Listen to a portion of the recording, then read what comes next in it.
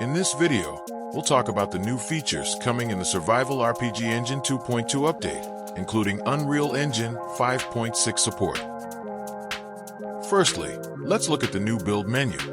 Based on feedback, the build menu has been updated to allow for full camera and movement controls when building. Pressing the B button will now slide up the build menu. Selecting a building will then close the menu, allowing for full movement control.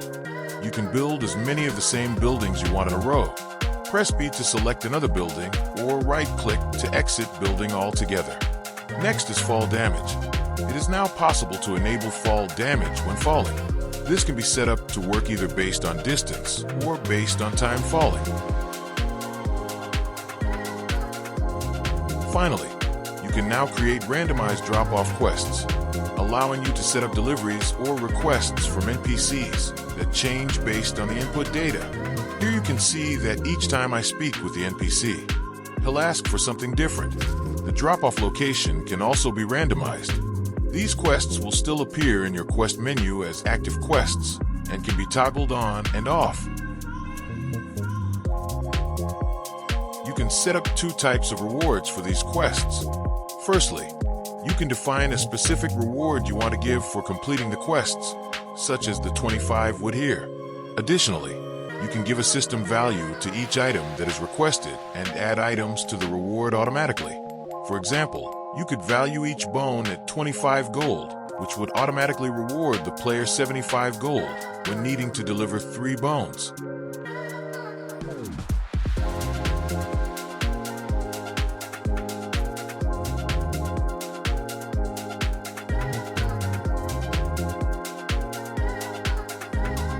Let's go look at the blueprints.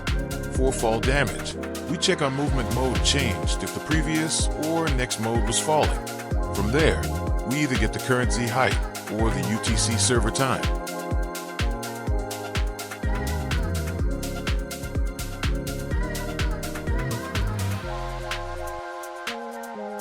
Then, when the next movement mode change occurs on landing, we check those values against the current values to determine how far the player fell. We can then use the fall damage modifiers to determine how much damage should be done. There are also minimum values to allow you to tune at what range the player should not receive damage for falling.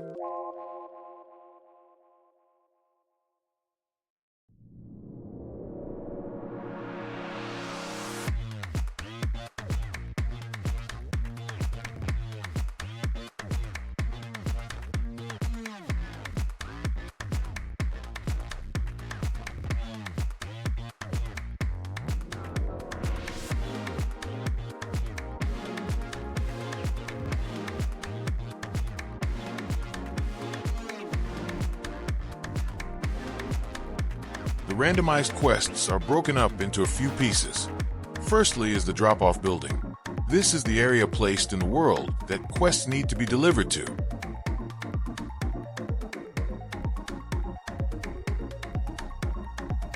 In the random quest location, we check when a new item is added to the container and compare it to the active quest for that location. If they match, the quest is completed by updating a condition flag and then removing the items from a container.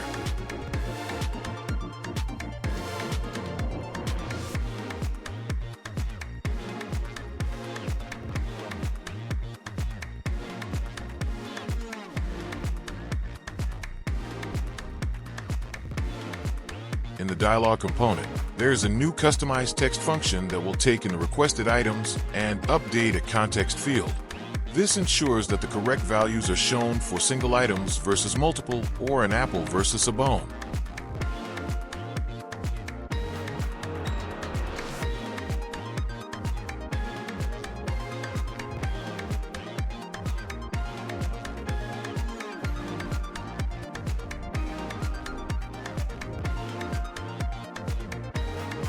Customized text is checked when creating the dialog window and is only applied if the string contains the context flag.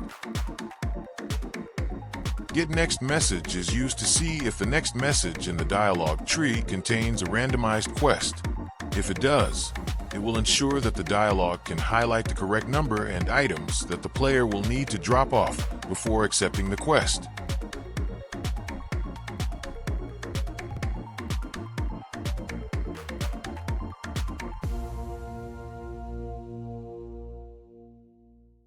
Starting a randomized quest is a new dialogue trigger.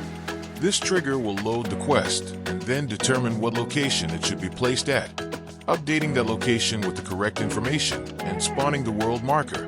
From there, the quest will be started.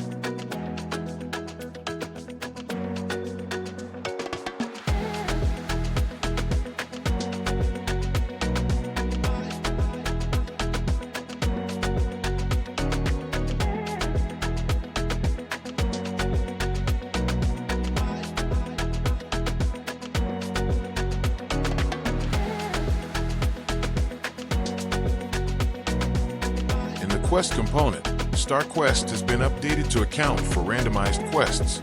Firstly, it will check if the incoming quest width is valid, which will only be true if the quest is randomized. From there, it will modify the quest data to align with the randomized quest before starting it.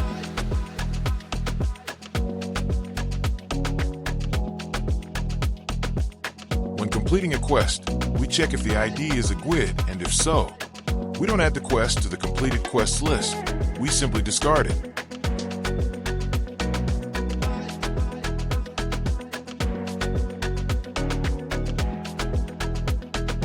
In the dialog data table, you can see we use the random quest value as a trigger and have context as the message details.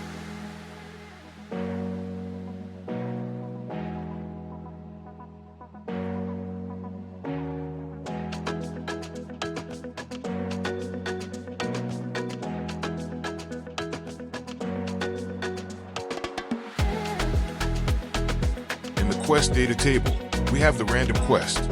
This contains no real data, but must exist. The system will update it when started.